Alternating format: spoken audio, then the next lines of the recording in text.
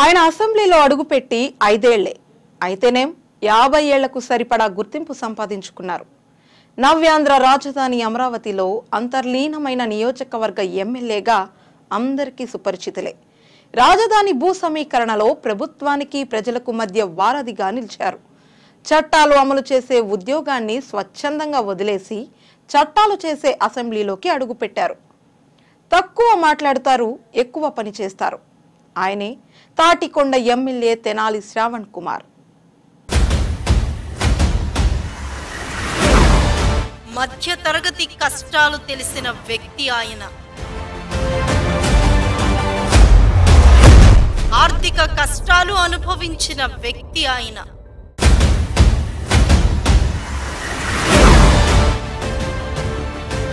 ఉద్యోగాన్ని సైతం అలవోకగా వదిలేసి ప్రజాసేవకై అడుగులు వేశారు ఆయన. రాజధాని నిర్మాణంలో వారధి.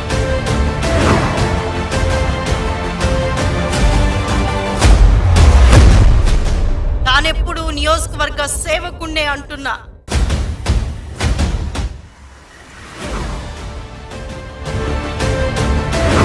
తాడికొండ ఎమ్మెల్యే టీడీపీ అభ్యర్థి తెనాలి శ్రావణ్ కుమార్ పై ప్రత్యేక కథనం మీ జీటీవీలో.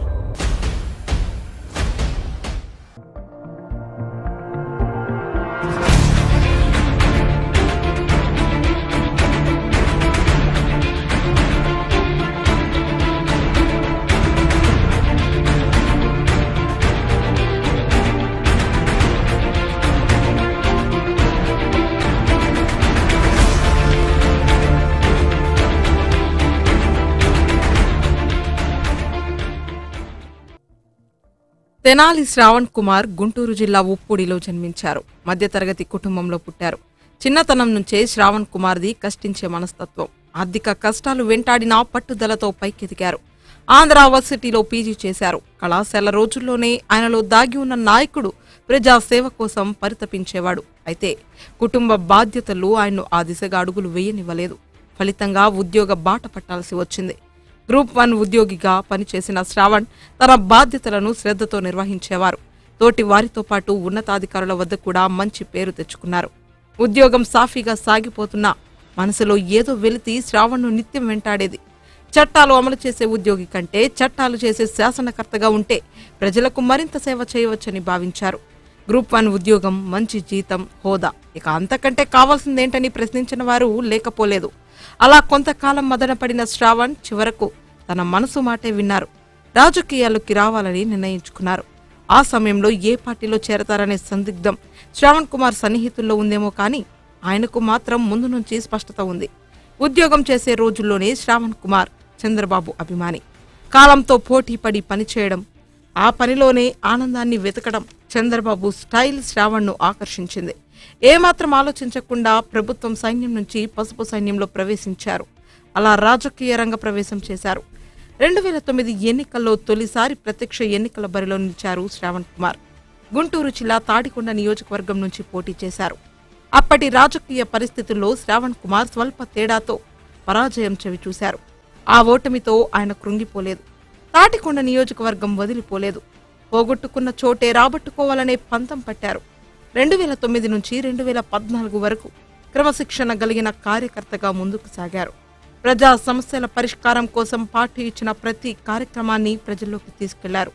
గెలిచినా ఓడినా నేను మీ సేవకుడినే అనే సంకేతాలు నియోజకవర్గం నలుమూలలకు తీసుకెళ్లారు. అదే ఆయన్నివాళ ఈ స్థాయిలో నిలబెట్టింది. 2014లో జరిగిన ఎన్నికల్లో మళ్లీ తాడికొండ నుంచే పోటీ చేసి జయభేరి మోగించారు శ్రావణ్ కుమార్. శ్రావణ్ కుమార్ అసెంబ్లీకి ఎన్నికైంది మొదటిసారి అయినా నవ్యాంధ్రలో ఆయన పేరు తెలియని వారంటూ ఉండరు. ఎందుకంటే ఆయన ప్రాతినిధ్యం వహిస్తోంది సాదాసీదా నియోజకవర్గానికి కాదు. తాటికొండ ఒకప్పుడు సాధారణ నియోజకవర్గం, వ్యవసాయమే జీవనాధారంగా ఉన్న ప్రాంతం. కానీ రాజధాని రాకతో ఇప్పుడు కొత్త రూపు సంతరించుకుంది. అంతర్జాతీయ స్థాయిలో రూపుదిద్దుకుంటున్న అమరావతిలో అంతర్భాగమైంది. తాటికొండ నవ్యాంధ్ర పరిపాలనా యంత్రాంగానికి ఆతిథ్యమిస్తోంది.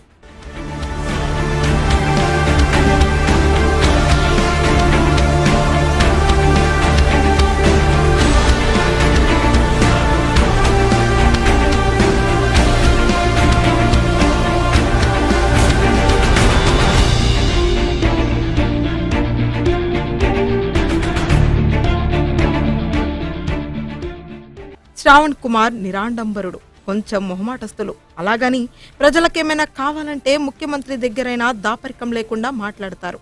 ప్రజా జీవితంలోనూ ప్రతిపక్షాలపై విమర్శలు చేయడంలోనూ 1కి 2 సార్లు ఆలోచించే మాట్లాడతారు.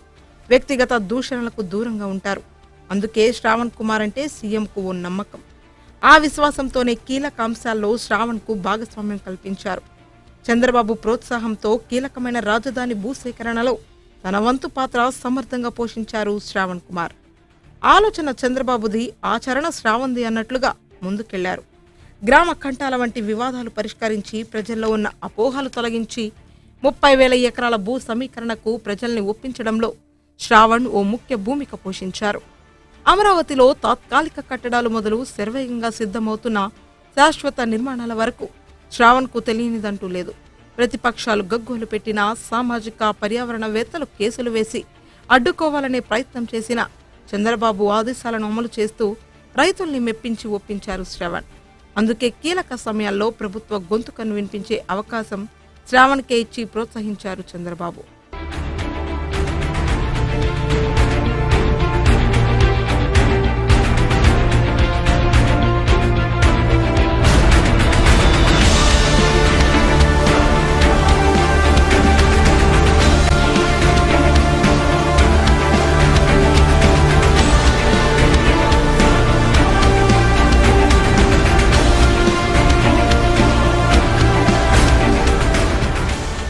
నవ్యాంధ్ర మొదటి అసెంబ్లీ సమావేశాల్లో ప్రభుత్వం తరపున తొలుత మాట్లాడే అవకాశం ఇచ్చారు.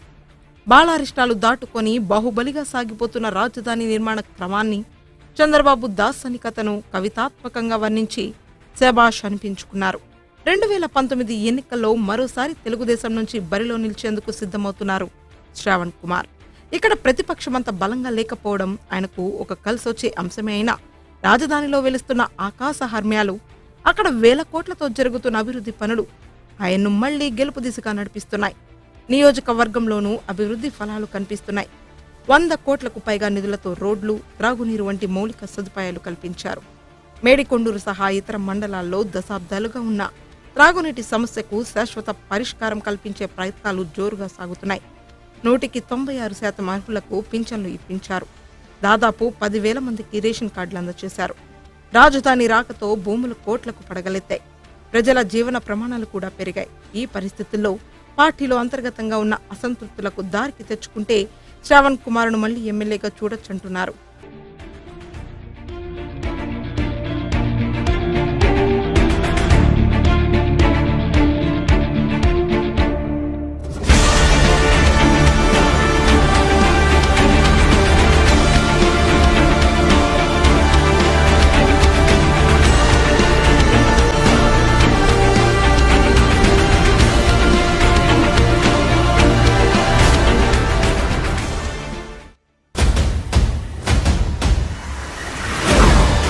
మధ్య తరగతి కష్టాలు తెలిసిన వ్యక్తి ఆయన. ఆర్థిక కష్టాలు అనుభవించిన వ్యక్తి ఆయన.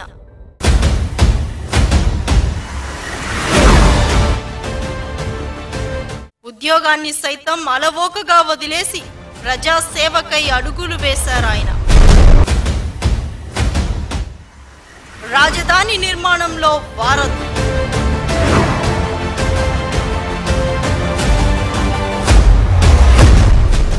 తానెప్పుడు నియోజకవర్గ సేవకుండే అంటున్న